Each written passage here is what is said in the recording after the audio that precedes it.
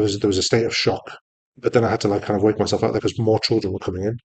We took this one child. There was one child who was, you know, bleeding from his abdomen.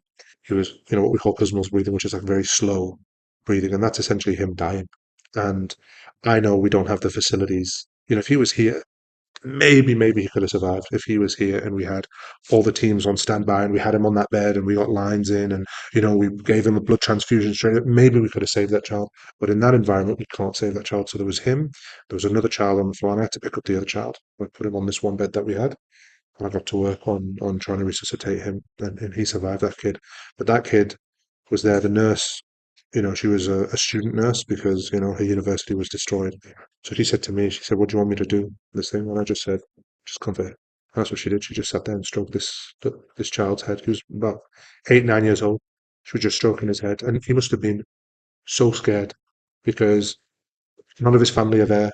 They could have died in the explosion, and someone's seen him still breathing and brought him in, and he's there, and there's people screaming, and he's in pain, and he's struggling to breathe.